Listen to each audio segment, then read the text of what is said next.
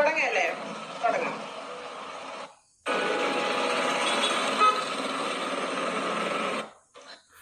Sajana ഫിറോസിനെതിരെ case കൊണ്ടുകൊടുത്തു നമ്മുടെ Diya Sana. Okay, Diya ചേച്ചിയാണ് ഈ പറയുന്ന സജന ഫിറോസിനെതിരെ കേസും കാര്യങ്ങളൊക്കെ കൊണ്ടു കൊടുക്കുകയൊക്കെ ചെയ്തത്. ഇന്നലെ ആ ഒരു സ്റ്റേറ്റ്മെന്റ് പറഞ്ഞതിന് ശേഷം അവർ രാത്രി തന്നെ പോയി പോലീസിന് പോയി കംപ്ലൈന്റും കാര്യങ്ങളൊക്കെ കൊടുത്തിട്ടുണ്ട്. ഈ ലഹരി സംബന്ധമായിട്ടുള്ള വിഷയങ്ങളും കാര്യങ്ങളും അറിയാമല്ലോ ഇപ്പം നടന്നുകൊണ്ടിരിക്കുന്നതും, അതിനെല്ലാത്തിനും വേണ്ടി ഇവരെ സപ്പോർട്ട് ചെയ്യുന്നതും അവരെ പിടിക്കാൻ വേണ്ടി ഓരോരുത്തർക്ക് ഇൻഫർമേഷൻ കൊടുക്കുന്നതും എല്ലാ കാര്യത്തിലും മുന്നിട്ട് നിൽക്കുന്ന ആ ഒരു വ്യക്തിയെക്കുറിച്ചാണ് ഇപ്പം ഇങ്ങനൊരു സംഭവം വന്നിട്ട് പറയുന്നത്. ഞാൻ കഴിഞ്ഞ വീഡിയോ കണ്ടവർക്ക് എല്ലാവർക്കും അത് മനസ്സിലായെന്ന് തോന്നുന്നുണ്ട്. ഞാൻ അതിൻ്റെ കറക്റ്റ് എക്സ്പ്ലനേഷനും കാര്യങ്ങളൊക്കെ പറഞ്ഞിട്ടുണ്ട്. വേണമെങ്കിൽ ഞാൻ ഒന്നും കൂടെ പറയാം. ഓക്കെ, ഞാൻ അതിൻ്റെ ഒരു ചെറിയൊരു പോർഷൻ ഞാൻ വെച്ചിട്ട് തന്നെ ഞാനത് സംസാരിക്കാം. എന്നിട്ട് ഈ പറയുന്ന ദിയാസന എന്താണ് പറയുന്നത് വെച്ചാൽ നമുക്കൊന്ന് നോക്കാം. പിന്നെ അതുപോലെ തന്നെ നമ്മുടെ ചാനൽ ആദ്യമായിട്ട് കാണുന്നവരെല്ലാവരും സഭയിൽ നിങ്ങളുടെ അഭിപ്രായം കമന്റ് ബോക്സിൽ രേഖപ്പെടുത്തുക. കറക്റ്റായിട്ട് നിങ്ങൾക്ക് എന്തൊക്കെ തോന്നുന്നുണ്ടെന്ന് വെച്ചാൽ അത് കറക്റ്റായിട്ട് നിങ്ങൾ കമന്റ് ബോക്സിൽ രേഖപ്പെടുത്തുക. അല്ലെങ്കിൽ ഈ ഒരു വീഡിയോ ഒന്ന് കാണാം. ബാക്കിയെല്ലാം ബിഗ് ബോസിലെ ടീമായിരുന്നു. വന്നു ഇവരെല്ലാവരും നമ്മൾ ഇന്ന് സംസാരിച്ചുകൊണ്ടിരിക്കുമ്പോൾ ഏസ് റൂം എവിടെ നമ്മൾ ഏസ് റൂമിലോട്ട് കയറുന്നു. ദിയാസന ഒരു കവർ എടുക്കുന്നു, കുടിക്കുന്നു.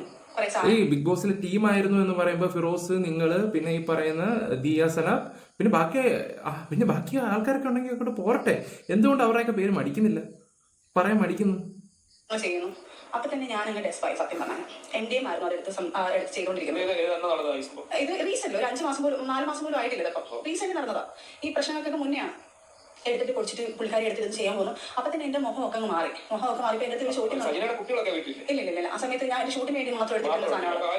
അപ്പൊ ഉടനെ നീ എന്റെ അടുത്ത് പറയുന്നത് ചന്ന അവരോട്ട് പ്രശ്നങ്ങളൊക്കെ നടന്നത് നീരാണത് കുറച്ചൊന്നും എടുത്തിന്ന് അങ്ങനെ ഇത് ചെയ്യാനെന്ന് പറഞ്ഞു. ഞാൻ പറഞ്ഞു ദിയാ നീ എന്താ പറഞ്ഞു, ഇപ്പം ഒരു വൈൻ കുടിക്കുന്നതാണോ ഒരു ബീർ കുടിക്കുന്നതാണോ അല്ല ഇത് ഭയങ്കര സമയം. എന്റെ ദേവി ഇത് നിർബന്ധിക്കരുത് പ്ലീസ് ദിയാന്ന് പറഞ്ഞിട്ട് ഞാൻ ഫോൺ എടുത്ത് ചെവി വെച്ചു. ഞാൻ ഇറങ്ങി കുറെ കഴിഞ്ഞ് ഇവർക്ക് മനസ്സിലായി. ഓ മൈ ഗോഡ്, ഞാനത് കുറച്ചൊന്നും എടുത്തിന്ന് അങ്ങനെ ഇത് ചെയ്യാനെന്ന് പറഞ്ഞു.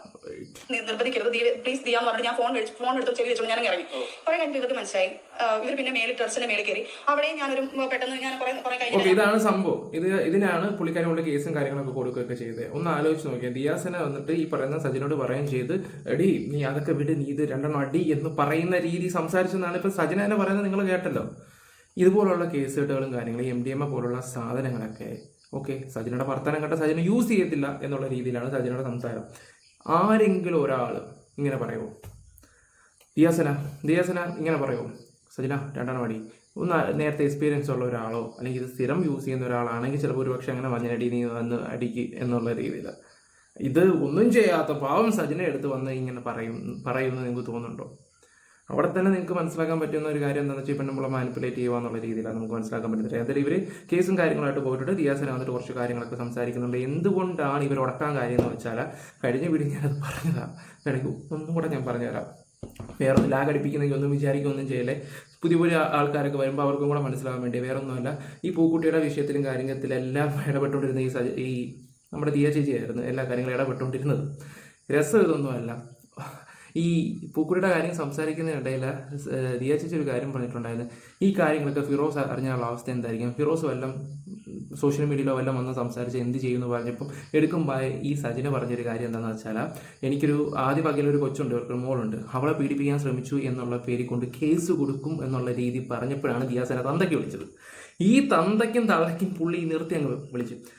അന്ന് തൊട്ട് കലിപ്പ, അന്ന് തൊട്ട് പുള്ളിക്കാരെ കണ്ടെടുത്താൽ കണ്ടുകൂടാം. അതിൻ്റെ വൈരാഗ്യമാണ് ഇപ്പം ഈ പറയുന്ന ദിയാസനയുടെ എടുത്ത് കാണിച്ചത്. ഇപ്പോൾ പൂക്കുട്ടിയാണെങ്കിലും ഇവരിടയ്ക്ക് ചാവാൻ പോകുമെന്ന് പറയുമ്പോൾ പൂക്കുട്ടി വിളിക്കുന്നത് ഇവരെയാണ്. ഈ കാര്യങ്ങളൊക്കെ ഇവരാണ് നൈസായിട്ട് ഹാൻഡിൽ ചെയ്തുകൊണ്ടിരുന്നത്. എന്നിട്ട് അവർക്ക് കൊടുത്ത ഏറ്റവും വലിയൊരു ശിക്ഷയാണ് ഇതിപ്പം. ഓക്കെ, തെളിയിക്കട്ടെ. ഈ സജിനെ കൊണ്ട് തെളിയിക്കാൻ പറ്റുവാണെങ്കിൽ സജിനെ തെളിയിക്കട്ടെ. അതായത് നമുക്ക് ദിയാസന പറയുന്ന വീഡിയോ നോക്കാം. ഹലോ എവ്രിവൺ, ഒരുപാട് മെസ്സേജുകൾ വരുന്നത് കൊണ്ടിട്ടാണ് ഞാൻ ഇന്നൊരു വീഡിയോ ചെയ്യുന്നത്.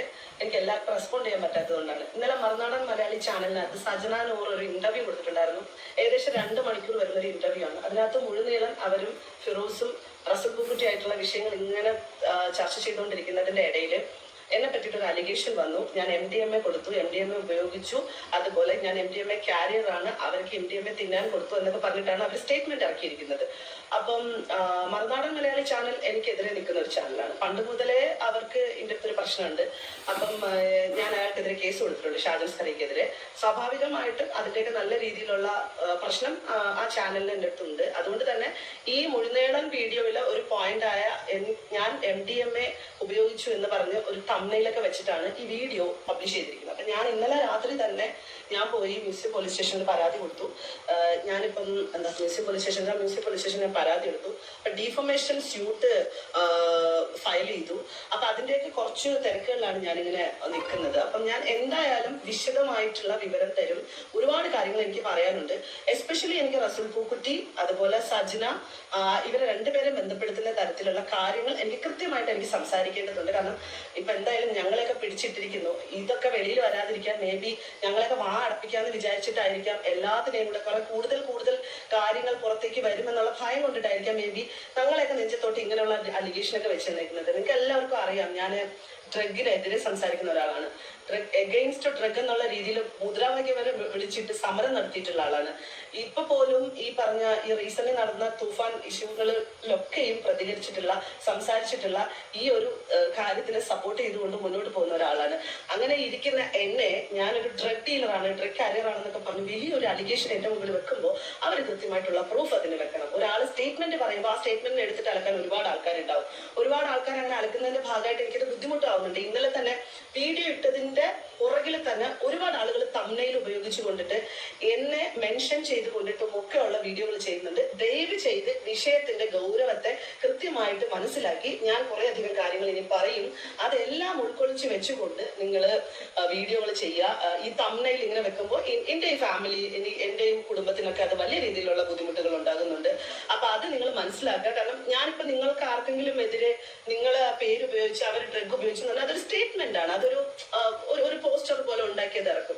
അപ്പൊ ഞാൻ ഇപ്പം ഏതോ ഫൈനൽ റീൽസോ ഏതോ ഒരു പോസ്റ്റില് സജ്ന നൂറിന് ദിയാസന MDMA കൊടുത്തു, വോയിസ് ക്ലിപ്പ് പുറത്തുനിന്നൊക്കെ, വോയിസ് ക്ലിപ്പ് വേറെ എന്തോ വോയിസ് ക്ലിപ്പ്. അപ്പൊ ഇങ്ങനെയൊക്കെയാണ് ഓരോ പോസ്റ്റുകൾ വരുന്നത്.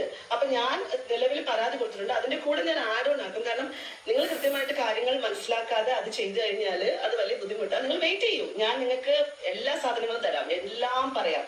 ഇനിയിപ്പോ എനിക്ക് എസ്പെഷ്യലി സജ്ന നൂർ റസൂൽ പൂക്കുറ്റി വിഷയം സംസാരിച്ചേ പറ്റത്തുള്ളൂ. അപ്പം ഇത്രയൊക്കെ ആയില്ലേ. ഇനിയിപ്പോ എന്തായാലും നമ്മളെയൊക്കെ എനിക്ക് പറ്റുന്നില്ല, ബുദ്ധിമുട്ടും ജീവിതത്തിലെ പ്രശ്നങ്ങളാണ്, എല്ലാം കൊണ്ട് ഞാൻ നശിച്ചു നിൽക്കുകയാണ്, അതുകൊണ്ട് തന്നെ നിങ്ങൾ നശിച്ചോ എന്ന മട്ടിലെ എന്തെങ്കിലുമൊക്കെ അലിഗേഷൻ എന്നെയും അവരുടെ ചുറ്റുപറ്റിൽ നിന്നിരുന്ന സുഹൃത്തുക്കളെയും വെച്ച് അവള് ചെയ്യുകയാണെന്നുണ്ടെന്നുണ്ടെങ്കിൽ ആ വിഷയത്തിന്റെ ക്ലാരിറ്റി കൊടുക്കേണ്ട ഉത്തരവാദിത്വം നമുക്കുണ്ട്. എന്തായാലും ഞങ്ങളുടെ പേര് വന്നല്ലോ, ഉറപ്പായിട്ടും ഞാൻ സംസാരിക്കുന്നതായിരിക്കും. നിങ്ങളൊന്ന് വെയിറ്റ് ചെയ്യൂ. വലിയ ഒരു ചാനൽ കിട്ടട്ടെ, നല്ല മില്യൺ ഓഫ് വ്യൂവേഴ്സ് കിട്ടട്ടെ, അങ്ങനെയുള്ള ചാനലിനെ തപ്പിട്ട് വേണം എന്തായാലും കൊടുക്കാൻ. അപ്പോഴല്ലേ അത് റീച്ച് ആകത്തുള്ളൂ. അപ്പം അത് ഒന്ന് വെയിറ്റ് ചെയ്യൂ. ഞാൻ ഇന്ന് തന്നെ മിക്കവാറും ഇന്റർവ്യൂ കൊടുക്കും. അപ്പം എന്റെ കുറച്ച് തിരക്കുകൾ നിൽക്കുന്നത് കൊണ്ടിട്ടും കൂടിയാണ്. അപ്പം ഒരുപാട് ആളുകൾ വിളിച്ചിട്ട് എൻ്റെ അടുത്ത് കാര്യങ്ങൾ അന്വേഷിക്കുന്നതുകൊണ്ടാണ് ഞാൻ ഇതിനൊരു ക്ലാരിറ്റി ആയിട്ട് ഇങ്ങനൊരു വീഡിയോ ചെയ്തത്. സോ കൂടെ നിൽക്കുന്ന വിഷയത്തെ കൃത്യമായി മനസ്സിലാക്കി നേരത്തെ കൂട്ടി അറിഞ്ഞു നിൽക്കുന്ന കുറേ സുഹൃത്തുക്കളുണ്ട്. അവരോടൊക്കെ താങ്ക് യു സോ മച്ച്. എന്തായാലും ഞാൻ വിശദമായിട്ട് പറയാം. ദിയയുടെ ഒരു കൂടെ നടക്കുന്ന ഒരു പയ്യൻ അത് ഓക്കെ. അപ്പം ദിയാസന പറഞ്ഞ് നിങ്ങൾ എല്ലാവരും കേട്ട് കാണുമെന്ന് തോന്നുന്നുണ്ട്.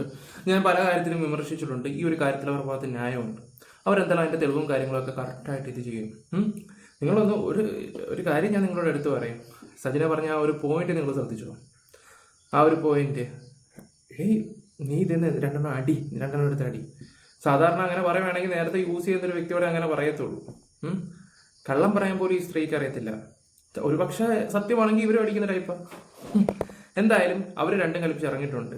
ഞാനൊരു കാര്യം പറയാം. ഈ ഒരു സ്ത്രീ വന്നിട്ട് സോഷ്യൽ മീഡിയയിൽ വന്ന് കാണിച്ചു കൂട്ടിയ എല്ലാ കള്ളത്തരവും പൊളിഞ്ഞിട്ടുണ്ട്. ഇവര് നശിച്ച് ഒരു പരുവായി. എന്നിട്ട് ഇനി ബാക്കിയുള്ളവരും കൂടെ ആക്കാൻ വേണ്ടി ഇരിക്കുകയാണ്. ഈ ഇന്റർവ്യൂ തന്നെ അയാൾ എൻ്റെ ചേട്ടനാണ്, എൻ്റെ കുഞ്ഞിൻ്റെ ഫീസ് അടയ്ക്കുന്നതാണ്, അങ്ങനെയാണെന്ന് പറഞ്ഞ് അവരുടെ വോയിസ് നമ്മൾ നേരത്തെ കേട്ടതാ. ചുമ്മാ അതൊന്നും ഉണ്ടായതല്ലോ, കണ്ട് ചെയ്തുകൊണ്ട് വെച്ചിട്ടല്ലേ എന്ന് പറഞ്ഞത് നമുക്ക് ഇപ്പോഴും ഓർമ്മയുണ്ട്. എന്ത് ജന്മപാടെ ഇതൊക്കെ. ഓക്കെ ഗൈസ്, അപ്പോൾ നിങ്ങളുടെ അഭിപ്രായം കമന്റ് ബോക്സിൽ രേഖപ്പെടുത്തുക. Bye, love you guys.